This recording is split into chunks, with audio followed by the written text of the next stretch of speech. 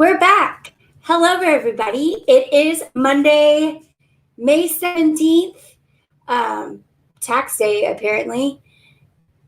It was very taxing for me to try and rewatch this movie, so it's great to try and tie it all in together. But we are back after a couple of weeks off from Marvel Monday. But first off, I want to say congratulations to Ryan. If you guys missed it, he graduated from college yesterday. So how does it feel to be a college graduate, Teetzy?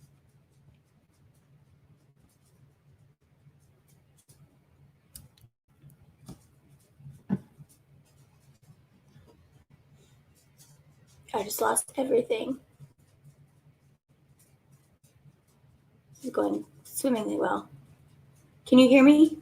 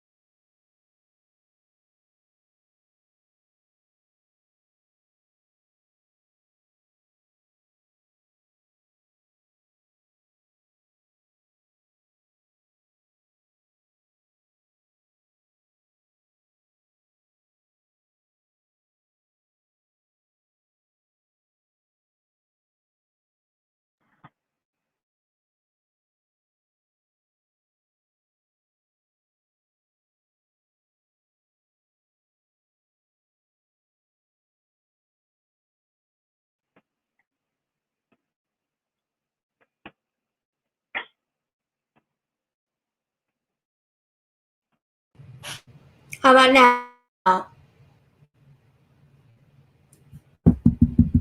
Can you hear me?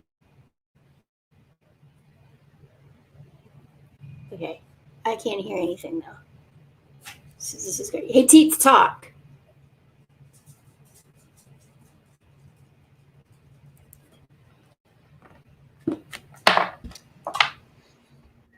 Can you hear me now? I can hear you. I can hear you finally. Okay. I don't know what happened there. I can hear you the whole time, but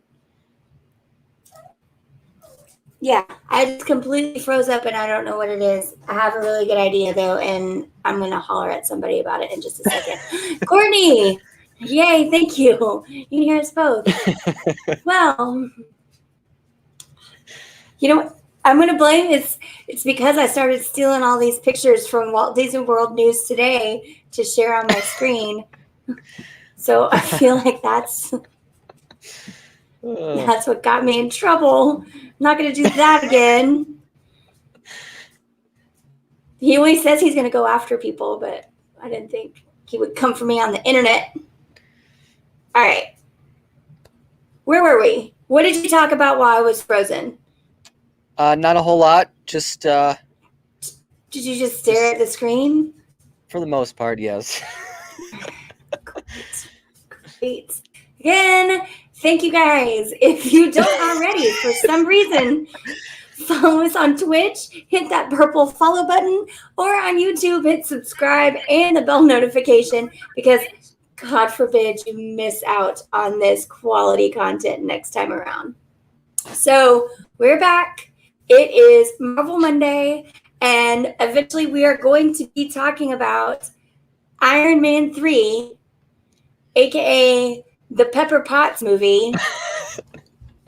We've got a lot to dig through, but what I do want to have everyone think about, and what we'll talk about after we discuss the movie, is the ultimate movie-going question: is Iron Man 3 a Christmas movie? So keep that in the back of your mind as we progress through. But first, it's been a few weeks since we've done a Marvel Monday, and we have a lot of non-Iron Man 3 related stuff to talk about, mostly involving some new release movies and shows coming out. The next in the Marvel Studios TV series will be hitting Disney Plus next month in just a couple weeks. Talk about that real quick. But first off, we got a bunch of really cool announcements today about the Marvel Avengers campus that will be opening next month at Disneyland. And what did we learn today about that, Teetz? Yeah, so today we got the full rundown of all the food and beverage that we will be able to find in Avengers Campus. There'll be one main dining location in the Pym Test Kitchen, themed after Ant-Man and the Wasp, and that's going to be a quick service location. But there's also going to be a walk-up bar type area, and then Shawarma Palace, which is full of little hidden Marvel details going back to the comics and all the films. It's like just this little stand is just chock full of things. It's like basically it's just a basket full of Easter eggs. That's really what it is. So I'm super excited for that. There's going to be a whole great cocktail list. I had a picture saved of the concept art of the Pym's Kitchen. That's probably what crushed me. So I just need everyone to close your eyes and imagine the stalls at Cosmic Rays, but they're pretzels hanging from the roof. And that's literally the exact same thing. So we're really excited about that. And what's the opening date for Avengers Campus at Disneyland, Teetz? June 4th. And now if you go on to crescentlakeclub.com, the first article up there is the food guide to Avengers Campus. So you can see all the pictures and a full list of all the items right there. Who wrote that? Because it wasn't me. It was me. Oh, okay. So we're counting down for that. So when Avengers Campus opens in just a few short weeks, we're gonna have the Pym's Test Kitchen, which is gonna be your food offering, the shawarma cart. What else can Californian residents are the only ones allowed to Disneyland right now? So what will they get to experience as a part of Avengers Campus at Disney's California Adventure? We still going with food here, or are we moving on to other things? We can move on to other things, or you can do food too. Well, I just wanted conversation. You know all the stuff. The continuing with the food, there's going to be a bunch of, of course, specialty items you can buy. One of the big things is going to be the Infinity Gauntlet like fist thing that you can hold your Coke in. And then there's going to be a glowing Pym particle capsule that is like basically a light up cup for a beverage. And a beer flight. You get a beer flight themed after the I don't know if they're supposed to be like this. They call it mini beer flights. So I don't know if it's supposed to be like shrunk down to like Ant-Man size. I don't know. Just it's called a mini beer flight. So I don't know what to take with that. But and then you have what they call enlarged Pingo Doce soda cans. And can you run that one again? You can fill it with your favorite Coke beverage. I just want to hear the pronunciation of that one again. Let's just give it a second go. Let's just give it a second go, and with more confidence on how you're pronouncing it. Enlarged Pingo Doce soda can. You are so lucky your Tia Angela is not around to see this one right now. Oh, wow. Yikes. So, all right. So, and you can fill that with what? Coke.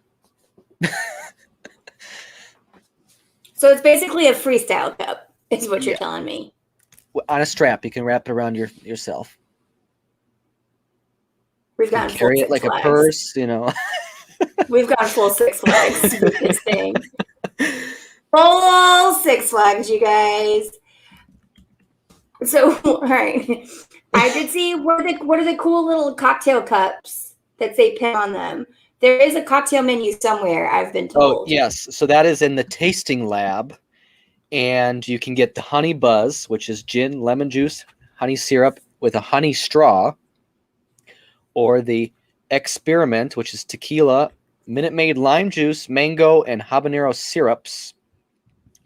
You can get the honey fusion, gin, lemon, Minute Maid lemonade, honey syrup, and IPA. The molecular meltdown, which is marshmallow milk stout and vanilla ice cream. And then the regulator, tequila, lime juice, mango, and habanero syrup with a wheat ale. And then the particle fizz, which is a hard seltzer with cherry pearls. And then there'll just be other beer and wine on the menu as well. All right. What about rides? I know we have Mission Breakout is available right now. Yep. And then you'll have the Spider-Man Web Slingers, which is kind of like a Buzz Lightyear type attraction where you're interactive and you're shooting webs out of your hands. I believe that's 3D, but there is no gun, so you're actually just using your hands. I guess the technology picks up your arms movements, and that's how it works. I'm shocked we haven't seen any kind of, well, because no one's been able to get into the park, I guess is why we haven't seen any, previews or sneak peeks of this ride. Do you think they would have put something more out? We have the they put out one image of like the load area, but that's about it. We haven't really seen much else from this attraction, and I think I want to say I don't know if it was announced or not, if it was just rumored, but there's supposed to be some previews in the days leading up. I think there's a big media event on like the 30th or 31st or something around there. And then also on the campus, I think that's probably where they're moving all the character meets to, except for maybe Carol Danvers, who's still going to be in front of her plane. Yeah, they did do, was it last week or 2 weeks ago now? They did do a rundown of the characters you'll be able to see. They also gave us a look at what the cast member outfits will look like and all that fun stuff. And then, so that was just on the theme park side. But we did, in the investors call last week, we did get a couple of big announcements on Marvel Studios productions. So we all know that the Loki series is coming to Disney Plus next month. It seems like they've really fallen into kind of a pattern of you release a series week to week, and then you take about 3 or 4 weeks off, and then you bring in the next one. So we just finished Falcon and the Winter Soldier, and then now we've got Loki starting, the first Friday of June? Well, they made a change, though, with this one. Now they're going to be releasing Loki on Wednesdays. So until now, they've had everything on Disney Plus is always released on Friday. But now with Loki, they're moving that, at least that for now. I don't know if they're moving anything else, but they're moving Loki to a Wednesday release. I think they're going to try to stagger their releases now because more and more stuff comes to Disney Plus. They're going to make sure not everything is released on Friday, so they kind of, get the buzz around their shows on different days of the week. And then, so that's going to run, and we kind of got a little bit of some casting alerts about the next production, which is going to be, that's the one that's based off of the Captain Marvel characters. Is it Miss Marvel? Yeah, or no, not Miss Marvel. It's not Simpler Things. I should have. The Secret Invasion? Is that what we're talking? Secret Invasion, Or, yes. yeah. With Khaleesi. That's going to be the Okay. next or newest series that they are just now casting. So it just seems like they're just going to keep rolling out. If they're not doing a movie, they are going to do a backstory or some kind of supplemental story of these second and third tier characters in the Marvel Universe via these series, which I think are great. I am really excited for Loki. I think he is a completely misunderstood character, and I feel like the show and just what they've been teasing us with it will kind of give him a good redemption arc. We don't do spoilers in the first 30 minutes, so I won't get into that. But we did get another teaser today just for that too. Yeah. So I think it's a good chance to give the full story of Loki and why he is the way he is. It's hard to live to be a half son and live in the shadow of a god, especially when the god half brother of yours has abs like Thor does. So, we can give Loki a little grace and learn a little bit more about him. But we also got some announcements about how, as the pandemic is winding down and things are opening back up, about how Marvel Studios plans to release some of their upcoming feature films. So we knew that Black Widow, that date is set in stone, finally, after a year. And they're going to release it on Disney Plus as a premium add-on. They haven't said how much. I said I would pay up to $75 for it. I don't imagine it's going to be that high. But we did get some news about Shang-Chi and the 10 Rings, and that one is going to be a theater exclusive release for the first 45 days. Yep. Right? And I think that one is going to be in August. So this is going to be Disney's first chance at trying to theater run a major Marvel cinematic production and then release it on Disney Plus 45 days later. And they did not say if it was going to be like another premium tier release on Disney Plus or if it was just going to go straight into the library. I would have to assume it was going to go just straight into the regular available library.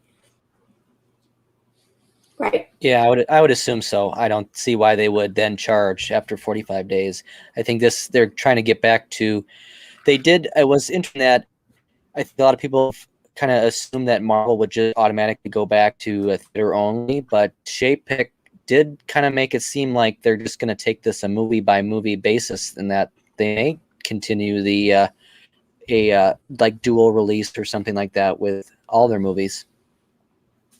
Yeah, and for me, especially if the market is for that PG-13 age group, they can't get vaccinated yet. So the thought of being able to be in a big group to go to a movie theater, see one of these releases, it's still difficult. Parents have to make that decision, even if all the adults in the theater are vaccinated. I don't think we're going to see them go full on just only theatrical release in a theater until at least kids like 5 and older or in the movie ratings will be able to be vaccinated to go to the movies. I'm excited to see Black Widow in the comfort of my own home, though. I can see it the second it comes out. I have all of the snacks and drinks in the bathroom that I want, and I can pause it, and I can take screen grabs of it, kind of like I did on Teetz' graduation yesterday. I should, in case anyone doesn't believe that Ryan graduated. Let's y'all. I want everyone to see his sweet smiling face on his graduation card. Y'all ready for this? Get ready. Here we go. I'm pretty sure he graduated because it said his name.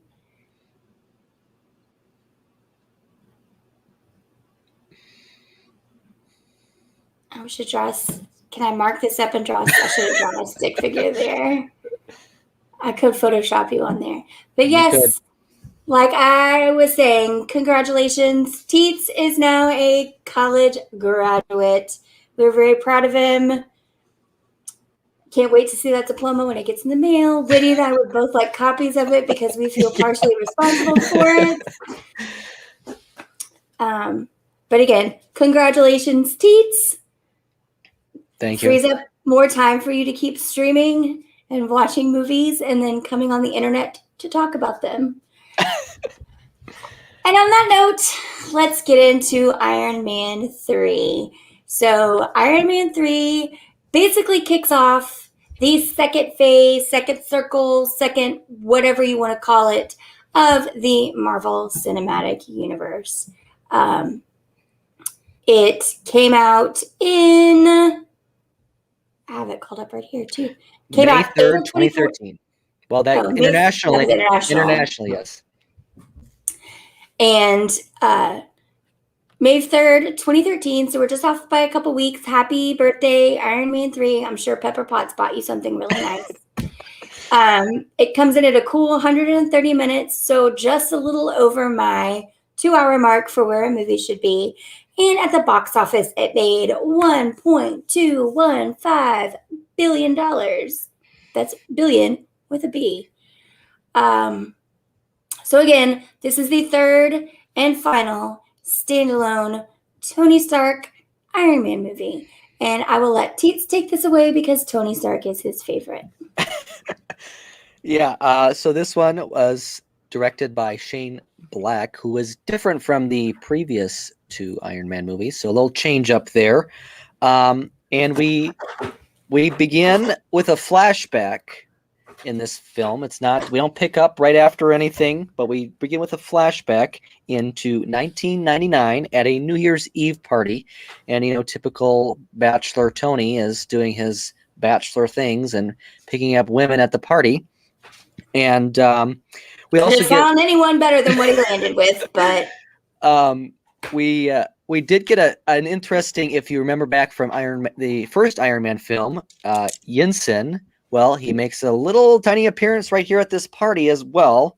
So then we go back to the party, and then Tony is getting into an elevator with his pickup date person, Maya, who is a scientist. And they are then greeted by Aldrich Killian in the elevator, who sneaks on and is trying to promote his company and get Tony to jump on board. And Tony's drunk and just wants to have some fun and doesn't really care about Killian, who will then become a major piece later in this film. And Stark blows off Killian and learns that, or leaves with Maya, and who then back in her room or his room, I don't know, remember whose room it was, doesn't really matter, but logistics. That she is a researcher on something called Extremis, and this is kind of a something that repairs like organisms. So if a person or a plant, because the example they used in the early part of the film is a plant, is the plant when damaged regrew itself automatically. And so this is like the big thing that she is working on. And then we cut off there and jump into present day, which is December of 2012. And Stark is, of course, working on his suits like he always does because he loves his Iron Man suits. And a new terrorist threat has emerged called the Mandarin. And the U.S. government is all like, we're going to take care of this. And they want to bring out War Machine, but wait, he's not War Machine anymore. Rhodes is now the Iron Patriot. He's got an all-new paint job and a new name, and he got a real MAGA glow up, is what War Machine got. So, and first, I just want to go back back to, does it feel like to you as these Avengers movie we've seen now? This is the third Iron Man, and we saw him in Avengers, and boy, Tony Stark likes to do a lot of looking back to the past, introspectively, of where he totally screwed up on stuff. So we can see this is essentially what the storyline from this exact point through the very end of Endgame is just, now we've reached the Tony Stark redemption arc. I wasn't always a fuck up. I made all these mistakes and I could have stopped all these things from happening that I actually put in place and caused myself. But just so you guys know, yes, it was me. I was responsible for getting us onto these jams. That's kind of spoilery, but not so much. Anyway. Well, we're getting there. We're 4 minutes away from spoiler. We're 4 minutes away. So War Machine got his Maka glow up, and now he's the Iron Patriot. He's all striped out. Yeah, and then we go over, and Stark and Rhodes have a little meetup at a restaurant or whatever, and Tony's got all these little kids that are coming up asking for autographs, and then all of a sudden Tony is like triggered and is like, I don't know, he's feeling all weird. He has to like rush out of the restaurant, and so he puts on his suit, and Jarvis says he's having an anxiety attack. So that's kind of going to be another reoccurring thing throughout this film, is his little panic attack, is anxiety attack things that happen. And then we move over to Stark Industries, where we get our first glimpse at everybody's favorite female.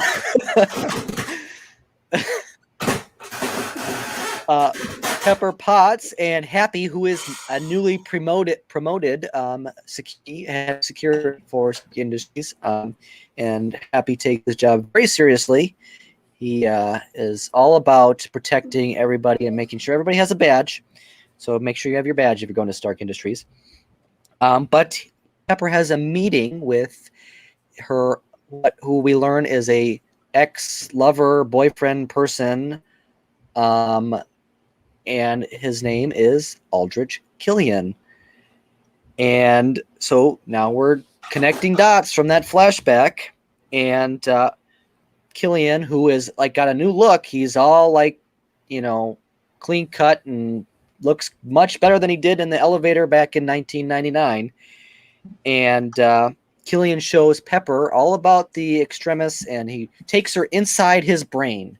So they're having which I just want to say, which begs the question is, what did Pepper see in him back when he looked like that versus what he looks like now?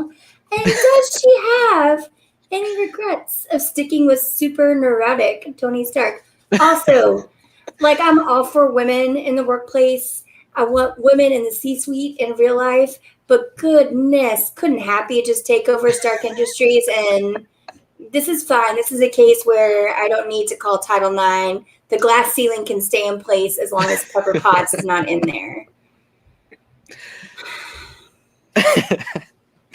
Well, moving on. So they have a little intimate moment inside his brain, because why wouldn't you want to have a moment like that inside somebody's brain? But during this time, Happy's like freaked out. He's like, something isn't right about this situation. So he has to then get upon himself to figure out what's going on. But before Happy kind of figures out what's going on, Tony has a nightmare that night after he pisses off Pepper for being Tony, like Tony always does. And one of his prototype suits, who's, I guess, like automated and tries to protect Tony if something goes wrong. Well, the suit tried to hurt Pepper then in bed, and Pepper, of course, got all fed up and went and slept downstairs. The suit knew what was up. The suit was trying to look out for Tony's best interest.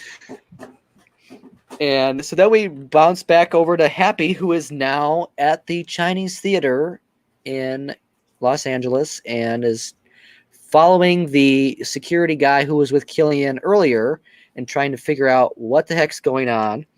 Well, he sees like some briefcase or whatever being handed off, and Happy knocks it out and tries to help the guy pick it up, but steals something from it. And then the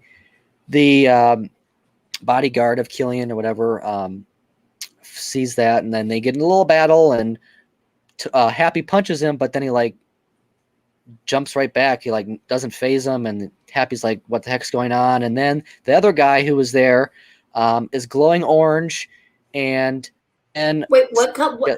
Say that color again. Orange. How do you spell that? Orange. Orange.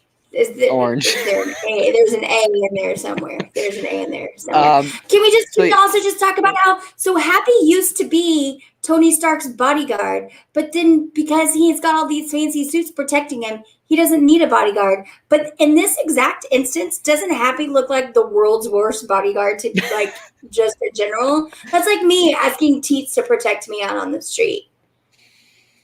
Whether the guy's orange or not. It's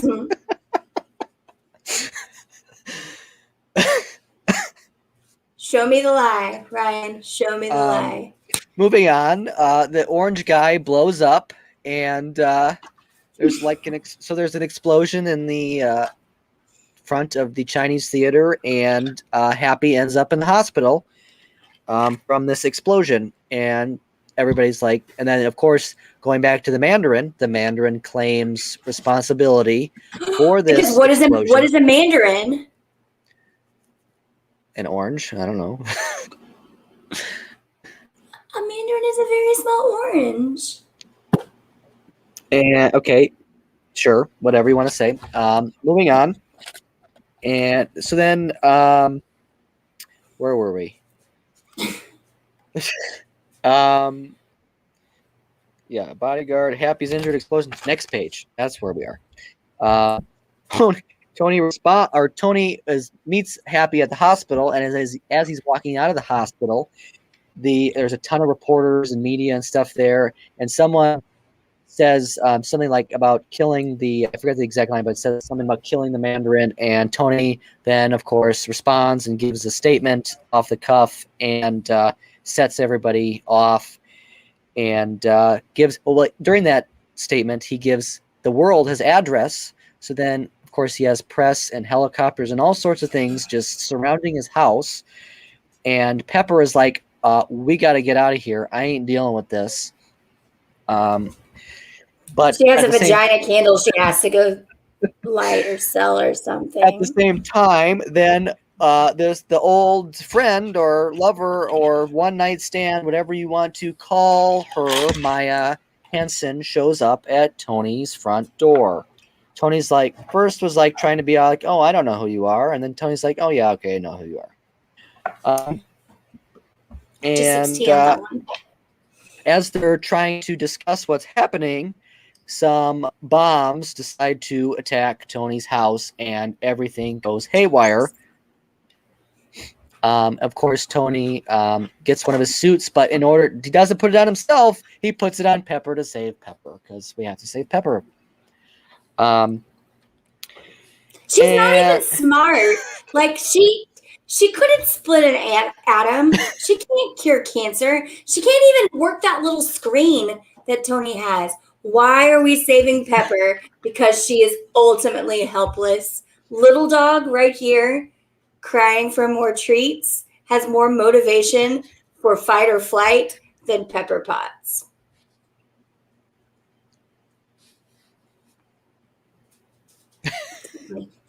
Anyways, this one off. I just checked that one off the list of Pepper Potts hot takes. Only got like 12 more to go, you guys. Anyways, moving on. We are in this, battle. They're still bombing his house. Tony then takes the suit back because he's got Pepper in a safe place, so she's not going to get hurt anymore. So he takes his suit back, and he hits 2 helicopters, but misses a third. He then falls and is submerged underwater because he has one of those oceanfront houses that overlooks the ocean. So he just falls off the edge. Submerged. Sound like smerged. Under a giant piece of. I'm making notes of these words though. A giant piece of concrete, and everybody thinks then he's dead. So the third helicopter flies off, and plays it off cool. Tony's not dead, of course, because Tony doesn't die. Tony can't die. There's a whole thing. Tony can't die. So he's got a lot more. He's got a lot more looking back at where he fucked up to get to this point that he has to make up for. He can't die just yet. So while everybody else thinks Tony did die, Tony flies off to Tennessee because there was a weird location, but we'll go with it. But because there was an explosion that Tony was kind of investigating and wondering what the heck happened there. So he had to go investigate some more. So in that, we learn that Killian is working. We think, or we should say, we think he's working for the Mandarin at this point. We don't know what the whole deal is there, but there is a big connection between the Mandarin and Killian. And we learn that each Mandarin attack is triggered by former soldiers who had been injected by the extremists. So Stark has to search for the answers and figure out what the heck's going on. So that's why he went to Tennessee, because the explosion was with a former soldier who is now dead. And where we're yeah, okay. So then, well, with that, we learn that if you are injected with the extremis, it has some complications and it can overheat. So therefore, that is what is causing the explosions. Is the people are exploding because they're overheating. So it's not a bomb or something that the Mandarin claims it is. So Tony meets a kid named Harley in Tennessee who kind of takes him in this garage, and the kid tries to shoot Tony with a potato gun, but he only has one potato, so it doesn't go so well. But anyways, Tony's suit, of course, is broken and needs a charge, and so that's what he has to do, is try to fix it up in this garage in Tennessee, but at the same time figuring out what the heck happened in the explosion in Tennessee that killed 5 after what they believed was a suicide attempt. And Tony goes into this bar in this town in Tennessee and finds the mother of the soldier that they believe attempted suicide. And she is expecting somebody else and has a big file on all this stuff. But learns that Tony isn't the one she was expecting, even though she just spilled all these details to him. And then we find a extremist person shows up and tries to arrest Tony. That doesn't go all that well. Battle scene, not really a big one, but a battle scene ensues, and the woman blows up because she was overheated because Tony turned on some microwaves and lit a fire. And then the bodyguard or whatever of Killian's comes up to try to kill Tony because that's their objective here, or kill or capture, I don't know, whatever. And with that, he tries to put a water tower on top of him. That also did not work all that well. Tony escapes and tells the kid to keep the suit charging, and I'll be back at some point. Tony, I will say, I think the Stan Lee cameo was before this, but Tony did broke into a news truck at a local beauty pageant of all things. And on the screen during the beauty pageant, Stan Lee is one of the judges for the beauty pageant. So that is where we get our Stan Lee cameo in this film. And so then we go on, and the Mandarin has another big TV broadcast and has a accountant for some big company or something laying on the ground and is going to shoot him if the president doesn't call him in 30 seconds. Well, the president calls him, and he still shoots him anyways, because that's what the Mandarin does. He just incites violence. And so, of course, the government's in a frenzy, and they're like, well, we need to send out the, Iron Patriot to save the day, because the Iron Patriot is our answer to everything. Didn't get that MAGA glow up for nothing. So Rhodes is to the Middle East and arrives and finds nothing. Can we just it literally looks like when he walks out with the flag behind him, it looks like something straight out of a Trump Space Force video. Anyways, so yeah, they've sent him to someplace in the Middle East. Then he goes to Pakistan, And the Mandarin isn't there either, but there is someone with Extremis there that does capture Rhodes and takes him captive in the suit back to, lo and behold, the home base of all of this, Miami, Florida. So that's where we learn that Tony figures everything out and, breaks into this compound in Miami and finds the Mandarin, but the Mandarin really isn't the Mandarin. He's just a British actor named Trevor. And Tony is ready to shoot his head off, but doesn't, because the Mandarin now spills some details. It's like the most Wizard of Oz. Don't look at the man behind the curtain. Also, it's a little Inception because it's an actor playing an actor playing a thing. Yeah. Continue.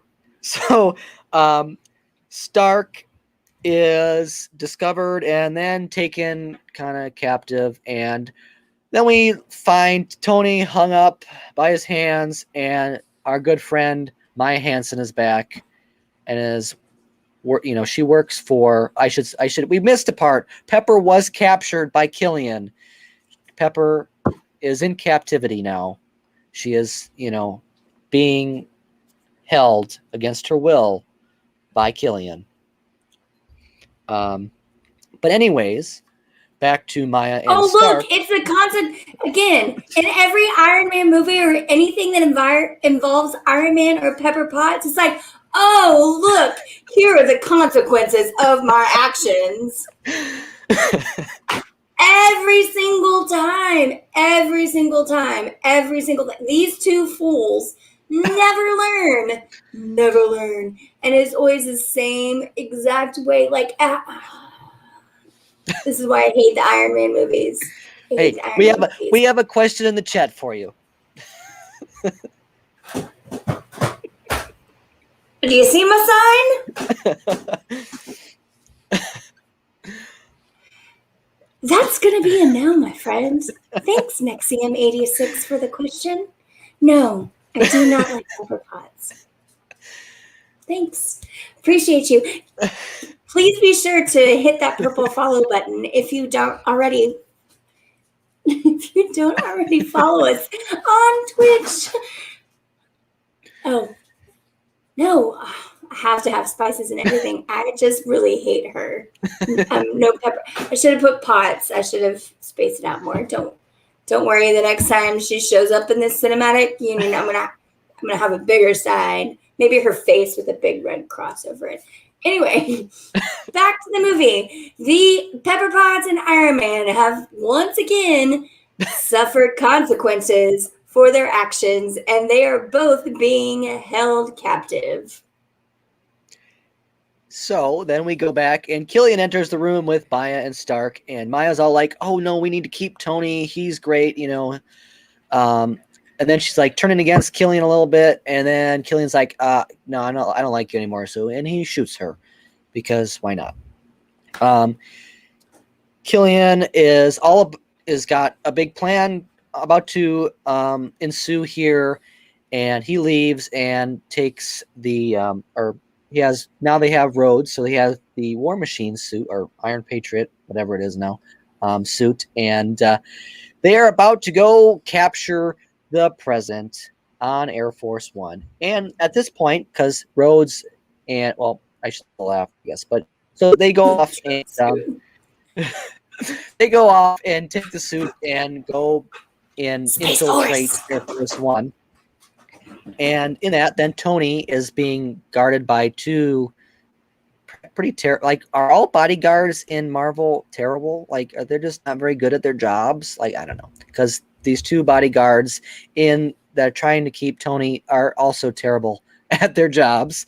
And Tony's suit comes in after being charged by Harley back in Tennessee. It flies from Tennessee to Miami, and he escapes. Unaccompanied minor. Not cargo, unaccompanied minor. he escapes and goes and finds Rhodes. Rhodes and Tony call the vice president because they're like, well, this is what's going to go down. And the vice president is in on the job that's happening. He has a handicapped daughter in a wheelchair, and he believes the extremist is going to help her. So he is in on this whole thing. And the vice president is no help. Tony then takes the suit and goes and flies to Air Force One and tries to save the day. Air Force One, of course, goes down, but there's everybody's flying in the air, and Tony gets everybody to lock arms, and he saves them and drops them in, I don't know, river, ocean, I don't know where they were, somewhere. And then I'm blanking. Oh, so then, yeah, they captured the president, and they take the president back in the Iron Patriot suit, because how more fitting than putting the president in his Trump suit. His MAGA suit. Yeah. His MAGA suit. His MAGA glow-up suit. So yeah, Stark saves people. Stark then activates something called House Party from his now demolished compound in Los Angeles or Malibu or wherever his house is. And so House Party is going to be play a big role. And they find out that the president is being taken to a oil ship and being going to be held over, and they want to basically explode and kill him on live television, because that's what the Mandarin does. He's all about the antics. And so they're setting up for the public execution. Stark and Rhodes, of course, get on the ship and try to save the day. Rhodes is like, well, I want a suit too. And Tony's like, no. But here come like 30 different Iron Man suits out of nowhere. We didn't even know Tony had this many. You get a suit, and you get a suit, and you get a suit, and you get a suit. Except for Rhodes. Oh, MAGA glow up? No, man. Not you. No, not you, sir. You get stuck with the one that you got, my black friend. You don't get a suit. You got a government suit. And moving on, we have, Tony's suits arrive to save the day. They go and try to kill all these extremist people, which isn't going all that well because they kind of, regurgitate or whatever they do. But of course, Tony has to go find Pepper because Pepper is everything to Tony. And Killian's there. Killian attacks Tony. There's a little battle that ensues there. Rhodes goes up and saves the president, puts the suit back on, and then takes the president, and we don't see them anymore. They're gone. So it's just Tony, Pepper, and Killian basically the rest of the way. Did they go back to Miami / Mar-a-Lago? Nope. They're still on this ship. And so I don't remember if we mentioned that Pepper had been injected with the extremists, so she's all orangey, glowy person now too. Because Killian, that's not organic. Killian is all about Killian wants to steal Pepper, and that's going to be his trophy wife person. Because Pepper's so sought after. Baker, has a more miserable bitch ever been so coveted in a cross-channel series of movies? I don't even understand. She brings nothing to the table other than being a nag. Literally being a helpless nag. And this Pepper Potts, gotta save her, gotta protect her, gotta keep her, crosses not just the Iron Man movies, but the entire cinematic universe. Are they like this with Princess Leia in Star Wars? No.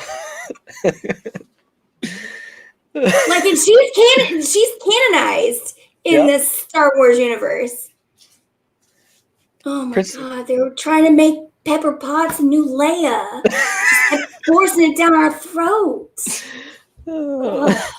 I just put 2 and 2 together, and now I can't even function. Anyways, moving on. We have our typical. Mark that one off right there. We have our typical Marvel battle scene here, and of course, Tony and Killian are going at each other. Killian is like burnt and lava-like, I don't know, kind of strange looking. But he's still kind of reforming because he's extremist, so he's kind of coming back. Well, Tony gets the brilliant idea. He's going to put the suit on Killian and then self-destruct it. And that is how they escape. So then that's kind of the end there. We, of course, Tony and Pepper live happily ever after.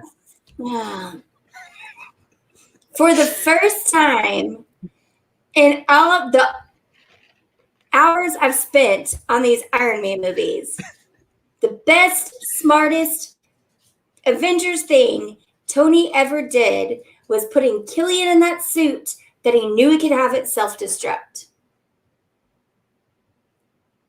That's the smartest thing that Tony has ever done since he became an Avenger. He started thinking outside the box and to use his technology instead of, I'm just going to superhero in and save the day because I'm just smarter than everyone else. But finally, you showed your fight smarter, because otherwise all you do is just chase down and make sure Pepper is safe and just do whatever to protect your interests. No, Pepper Potts did not drop any Goop product placement. That comes later. So we end the movie on a nice easy note. Happy wakes up because he's been in the hospital this whole time. Harley comes home from school one day and there's this brand new state-of-the-art garage, and he's got all these new gadgets, and because Tony set him up. And then first Pepper gets the extremis extracted from her, so she's all good now because we have to make sure Pepper's all good. And then Tony's like, you know what, I'm gonna do something too, and he finally gets the shrapnel taken out from his chest, and then no longer needs the arc reactor. So he has that, and then we see him throw that into the ocean from his former, now demolished house. And Tony ends the film with his famous words of "I am Iron Man," and credits. And then we go to the end credits. Yes, and that is Tony's. Actually, this is all Tony's retelling of it, which basically explains why Pepper is featured in so much of it and why things are kind of left out and seem super jumpy. And now, who is Tony telling this entire story to? Dr. Bruce Banner. So, also, Banner fell asleep. Missed out on the kind of important parts at the beginning. And, he's not a psychiatrist. He's an astrophysicist or some other kind of made-up science name they give him. Gamma physicist or something. So he's like, I'm not going to listen. That's when, and then Tony starts telling the story all over again. And so it's almost like Tony is trying to get his story straight on what makes the best narrative going forward for what happened, especially when it comes to the president, the vice president, MAGA War Machine / Iron Patriot, Pepper, all of that, how all of this ended up. This movie is definitely in my bottom 3.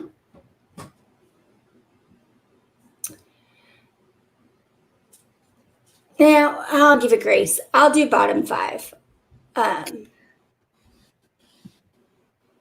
The real cool thing is, because now we're almost at an hour, so we can talk about spoilers. So if you've seen Endgame, everyone's always asking, who is this sullen teenager with a weird haircut? that is standing at the funeral at the Stark household. Who is that? Well, it's Harley. It's this kid, and which is a weird throwback because we don't ever really see him again other than in this movie. But now we see him time-aged in Endgame. A little bit weird. I bet we will see him again in a forward cycle of the Marvel Cinematic Universe. This one just felt like junk food.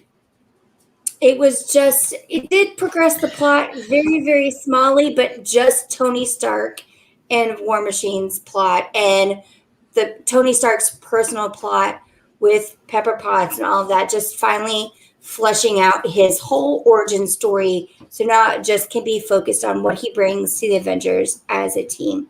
Again, I don't think we really needed 3 Iron Man movies, but here we are. What do you think? I would agree with that. I don't think this was a necessary story, but it was very obviously Tony heavy. All about him. You didn't really have a whole lot that ties into the rest of the MCU. It's just basically setting up Tony for the rest. It's just all about Tony. But knowing when this came out, it's also kind of, now that I think about it and I'm seeing it, his relationship and friendship with Harley is probably one of the reasons why he becomes so close to Peter Parker. Yeah. Spider-Man, towards the end of the second and the third ring of Marvel movies. So there is that, but it just felt almost gratuitous, like you just had to do it to have something to run off the name. I'm trying to see. I'm going to click and see, and I hope it doesn't screw up my internet, to see what movies came out before and after this one, theatrically, not chronologically, unless you have that written down. I don't have that written down. Okay. So why don't you talk about why you think it's a Christmas movie? Well, kind of the whole thing takes place during the Christmas time. Like, well, we get obviously the flashback at the beginning is New Year's, but when we go back to present day, we're in December. So the whole movie takes place in December, and Tony's got Christmas music playing in his shop, and there's Christmas decorations, and obviously there isn't like a whole lot of Christmas tie-in, but the same goes for Die Hard, and people say Die Hard is a Christmas movie, so I think this could classify as a Christmas movie. Die Hard is a Christmas movie. Die Hard is probably the best Christmas movie. All right, so this came out as Phase 2. I think wasn't it the first movie of Phase 2? It's the first movie of Phase 2, and then it pretty much goes true. So on release date, not chronologic. So again, if you guys are just now checking in, we are watching these chronologically, not in release date order. And this will actually become more important as we get down into Phase 2 and Phase 3. But in order of release dates, they go Iron Man, Incredible Hulk, Iron Man 2, Thor, Captain America, First Avengers. And that was Phase 1. Phase 2 goes Iron Man 3, Thor Dark World, Captain America, The Winter Soldier, which is one of my favorites, Guardians of the Galaxy, Avengers Age of Ultron, which is the most important movie of this entire process. I stand by this. And it makes no sense if you saw it when it was released, but it makes perfect sense when you watch it in this chronological rewatch. And then Ant-Man. And then Phase 3 started with Captain America Civil War,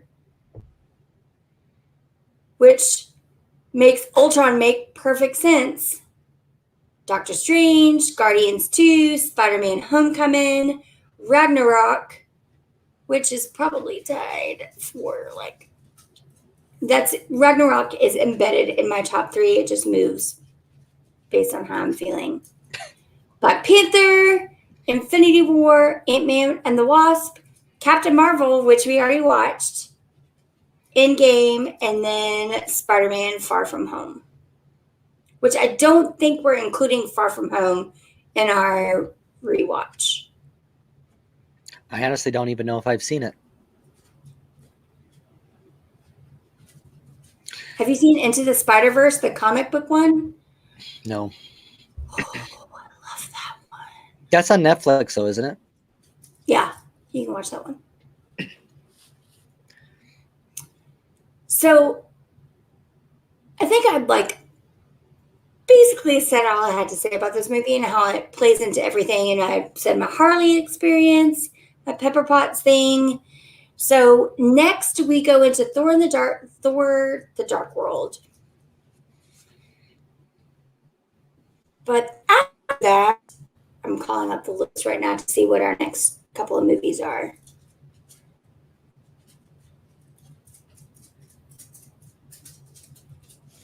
We do have a question in the chat, too.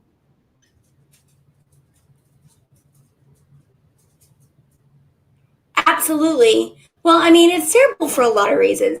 It's because it's not really a true villain. That's the other thing. It's not a true villain. There's nothing that Tony has to defeat other than things he's made himself susceptible to his entire life. Yeah, he's kind of his own. He's kind of his own villain in this. These are villains. These are villains of his own making. So Tony, that's why we get all of these.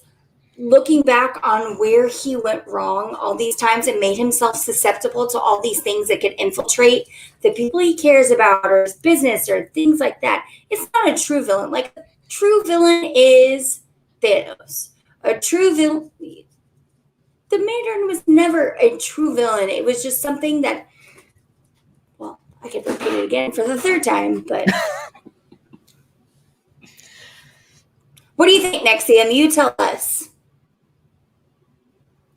I have your phone number. I can pop you on real quick if you want to talk about it. Just put a shirt on.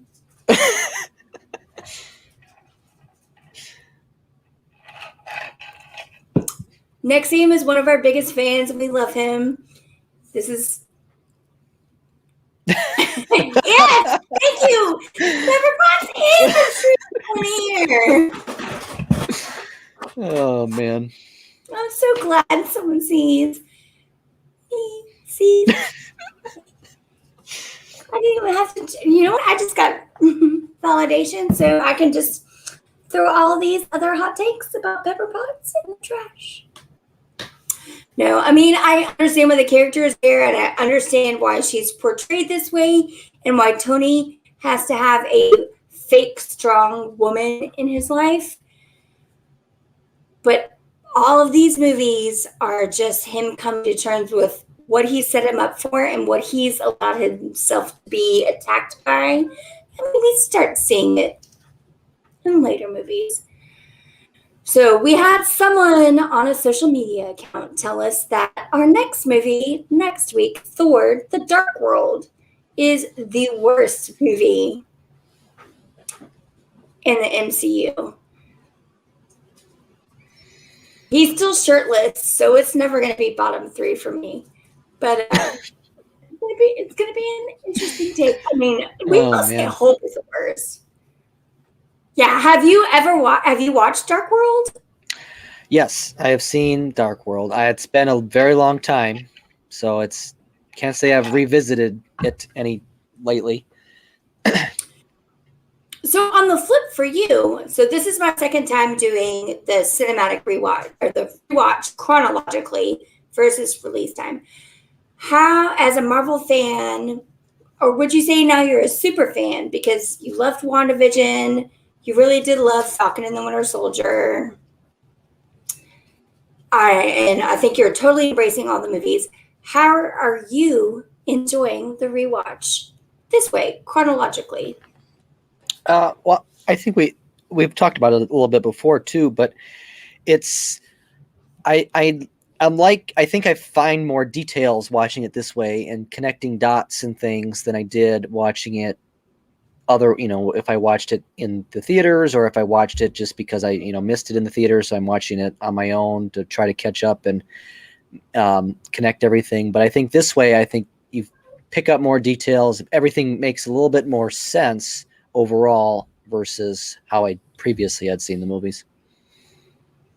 So, do you have any change as of yet to your favorite Avenger, or are you just sticking with your favorite top 3 Avengers?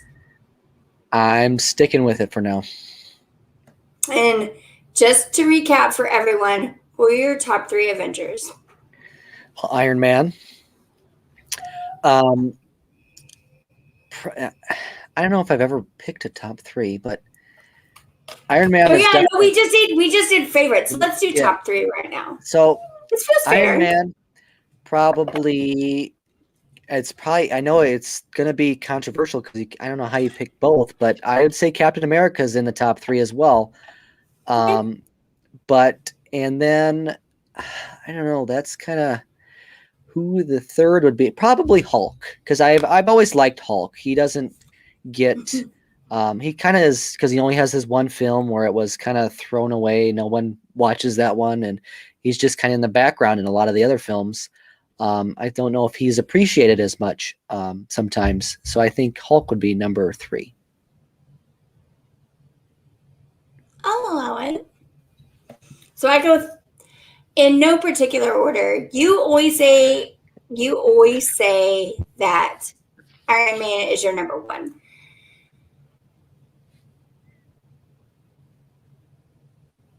Okay, fine. T'Challa is my number 1. Thor is 2. Carol Danvers is 3, but they all shift around. I was going to say, if Carol wasn't in there, I'd be like, what the heck?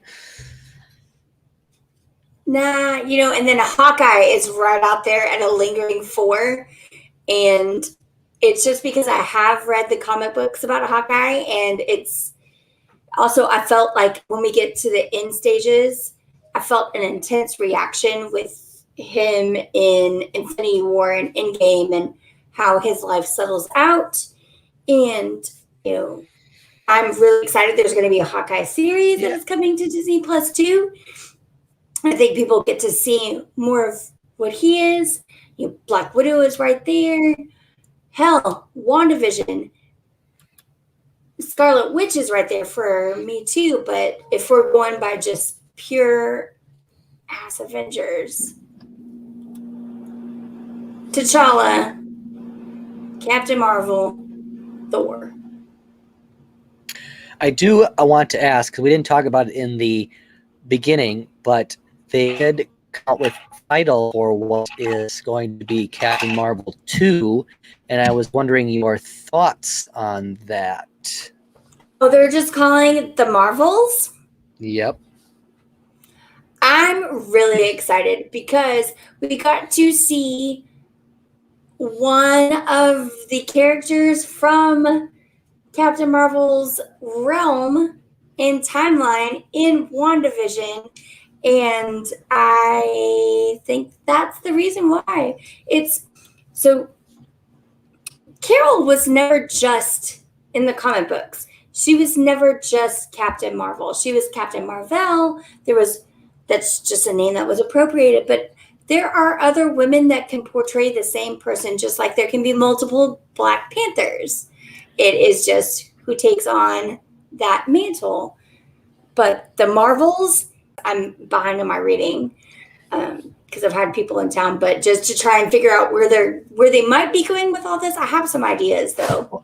And 2, there's been some rumors that this may be Brie Larson's last Marvel film for a while. That she may. So it'll be interesting to see what they do with her in this film. Yeah. So. There's also how it branches from Captain Marvel into like the Eternals and the Thestrials and all of that, and the spinoff show that we're going to see. Again, what was the name of it? Secret Invasion. Is that the one? Secret Invasion also involves characters from the Captain Marvel realm too. So her story, like Carol Danvers' story, will keep carrying on, But she's not the only one, just like Captain America is not the only Captain America. Yes, so the Eternals are the next big movie, and that's basically going to be the big blockbuster to start off phase 4, and they're just kind of working everything in to the Eternals, just closing up some. There are some stories that needed to be some phase 3 that needed to be tied up. Black Widow, Hawkeye, all of that. But Eternals is going to take it to the next level. That is a lot of the Captain Marvel stuff. And there are some untitled films we don't know about yet that are set in the next 2 years that have not. We don't know what they. So there's been some talk that we're going to see another Avengers type film in those untitled scheduled films coming up. Yeah. All right, Teetz, you got anything else? I think that's it.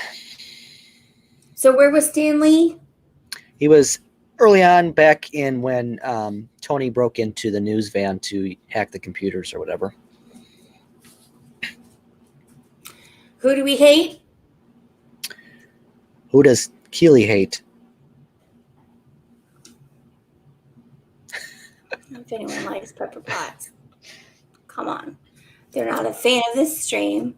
All right. Well, I think that does it for us. Again, thank you guys so much. I'm so sorry about the technical difficulties early on in the stream.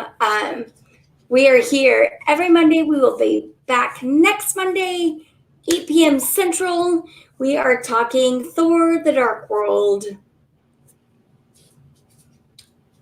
99.8% sure no Pepper Potts in that one. So you take that down. But we do this Marvel chat every Monday. We do like to mix it in with some theme park announcements because Marvel has become a big part of the theme parks. Also, all the new Marvel offerings you can watch on Disney Plus. Teetz and I will talk because I think we need to work in a show where we just talk about WandaVision and Falcon and the Winter Soldier because I think there's a lot to talk about there too. But we'll be back next Monday, same time, same place. I believe there may be a happiest hour tomorrow. So if you don't already follow us, hit that purple follow button on Twitch or hit that red subscribe button and the bell notification on YouTube. And we're going to be going live from Disneyland tomorrow, potentially. We'll see.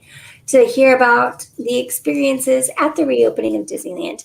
Otherwise, Courtney and I will be back on Wednesday for Wind Down Wednesday. We've got a lot to talk about, and there may be I may do a solo cruising stream on Thursday because we've got a bunch of stuff coming down from the CDC and the cruise organizations that are